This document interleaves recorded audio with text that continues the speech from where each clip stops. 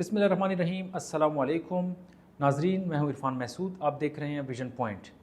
Dear viewers, India ने कोई भी जंग का मैदान जो है वो खाली नहीं छोड़ा। हर तरफ टेक्नोलॉजी डेवलपमेंट और जो उनकी इन्वेस्टमेंट है वो बहुत ज़्यादा हो रही है। आज मैं बात करूँगा आपसे INS निस्तर की।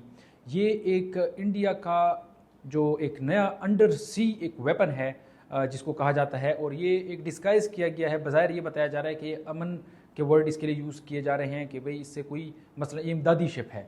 ये एक जहाज़ है, आप इसको कह सकते हैं एक बहरी जहाज़ है जो कि एक रेस्क्यू मिशन के लिए इंडिया प्रोक्लेम कर रहा है कि उसको ये लॉन्च किया गया है। ये जुलाई में ही, हाल ही में ये लॉन्च हुआ है। तो इसको लेबल किया जा रहा है आम आवाम की नज़र में कि ये एक डाइवर सपोर्ट वेसल है, लेकिन जो डिफेंस के एक्सपर्ट हैं और जो हमारे अपने एनालिसिस हैं वो ये रिवील करते हैं, वो ये हमें बताते हैं कि इसको डिज़ाइन किया गया है एक कोवर्ट अंडर वाटर वॉरफेयर के लिए। इसकी क्या कैपेबिलिटीज़ हैं? अगर हम इसकी कैपेबिलिटीज़ की बात करें तो सबसे पहले तो ये सबमरीन ट्रैकिंग में मदद दे सकता है इंडिया को, इंडियन नेवी को। और केबल सबूता जो नाज़रीन कराम समंदर में केबल्स होती हैं जो कि ऑप्टिकल फाइबर या बाकी इस तरीके की इंटरनेट से रिलेटेड या कम्युनिकेशन से रिलेटेड, नेटवर्क से रिलेटेड जो इतनी केबल्स वगैरह होती हैं जो समंदर में बिछाई जाती हैं, उसको कट करने, उसको सबूताश करने में मदद दे सकता है। दूसरा ये कि माइन डिप्लॉयमेंट में मदद कर सकता है इंडिया की।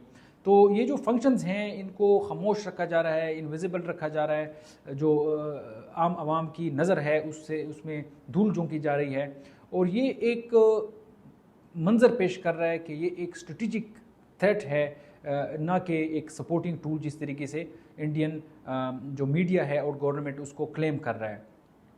तो इसमें अगर आप देखें, ये जो मैरी टाइम मिलिटराइजेशन हो रही है, जो समुद्री नेवी को बूस्ट किया जा रहा है, डेवलपमेंट उसमें हो रही है, टेक्नोलॉजिकल एडवांसमेंट उधर हो रही है, इसमें टारगेट नाजरीन कराम ऑब्वियस है। टारगेट जो है वो पाकिस्तान है, पाकिस्तान पहला टारगेट है, उसके बाद बाकी चीज़ें इसमें होंगी। तो ये जो निस्तर है ये फिट होता है इंडिया की जो एक गोल है मैरी टाइम डोमिनेंस की। वो जो यूके का एक था पहले, जो 19th सेंचुरी में था कि वो नेवल डोमिनेंस में वो रूज पे थे, यूरोप में कोई उनका मुकाबला नहीं कर सकता था, चाहे वो फ्रेंच थे या जर्मन थे। तो वो उसी तरीके का पोज यहाँ पे बना रहे हैं अगेंस्ट, पर्टिकुलरली अगेंस्ट पाकिस्तान के। वो इंडियन ओशन में जो ये है, ये समुद्री, उसमें उनकी एक डोमिनेंस हो।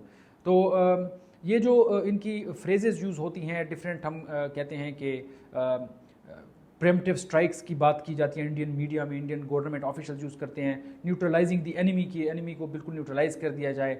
और ये एक कॉमन रेटोरिक बन चुका है, ये कॉमन बयानिया बन चुका है इंडियन नेवल जो सर्कल्स हैं उसमें भी। और ये जो मैसेज है नाज़रीन कराम, ये क्लियर एक इंडिकेशन दे रहा है पाकिस्तान को कन्फ्रंट करने की कि इंडिया प्रिपेयर कर रहा है समंदर के ऊपर भी और समंदर के अंदर भी।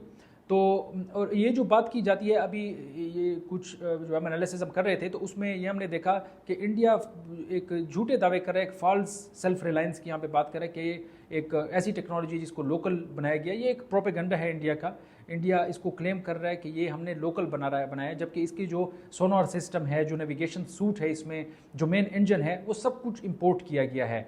तो ये एक एक्सपोज करता है इंडिया के इस मफरूज़े को, इस मिथ को कि हम सेल्फ रिलायंट हैं, सेल्फ रिलायंस है हमारा, और अपनी मिलिट्री की जो इनकी डिसेप्शन है उसको एक पैट्रियाटिक ब्रांडिंग जो है ये लोग दे रहे हैं, जो कि सरासर एक मनगढ़ंत कहानी टाइप है। तो ये एक साइलेंट थ्रेट है नाजरीन। अगर इम्पॉर्टेंट चीज़ हम इस पूरे बहस में उठाएं तो ये एक खामोश ख़तरा पाकिस्तान के लिए बनने जा रहा है।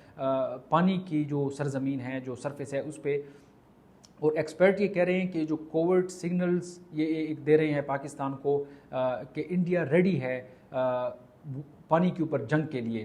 तो ये जो स्टेल्थ वेसल कैपेबिलिटीज़ है, प्रोफाइल है इसका, ये एक इंडिया का एक अप्रोच है कि वो डिक्लेयर नहीं कर रहा कि उसकी कैपेबिलिटी कितनी ज़्यादा हो चुकी है अंडर वाटर एग्रेशन की अगर हम बात करें। तो ये एक कंसिस्टेंट पैटर्न है एस्केलेशन का, नाज़रीन कराम, असले की दौड़ का, जो कि एयर वॉरफेयर में भी कर रहा है और जो सरफेस है उस पर भी कर रहा है और टेक्नोलॉजिकल एडवांसमेंट में तो कर ही रहा है।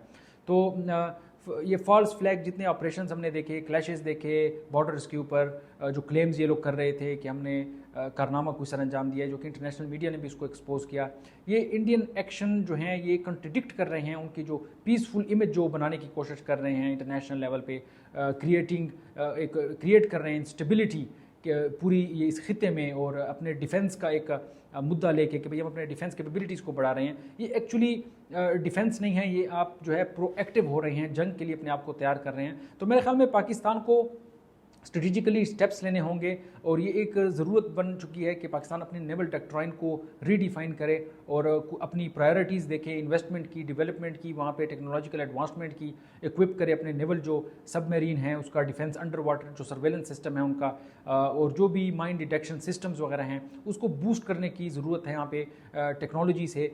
पाकिस्तान पे ऑलरेडी इस पर काम भी शुरू है, लेकिन उसको तेज़ करना होगा। और किसी भी ऐसा जो इंडिया पाकिस्तान को अचानक सरप्राइज़ करे कोई ऐसी टेक्नोलॉजी से जिसका पाकिस्तान के पास तोड़ ना हो, तो उससे बचने के लिए ये बहुत ज़रूरी है INS निस्तार जैसी बाकी जो साइंबल है एग्रेशन के, और इसको काउंटर करने के लिए मेरे ख्याल में पाकिस्तान को काम करना पड़ेगा।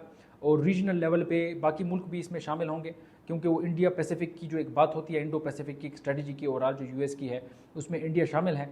तो मेरे ख्याल में इस खिते के ममालिक को और ख़ुसूसन पाकिस्तान को कुछ स्टेप्स लेने होंगे इंडिया को काउंटर करने के लिए। देखते रहिए विजन पॉइंट, मज़ीद अपडेट्स के लिए शुक्रिया।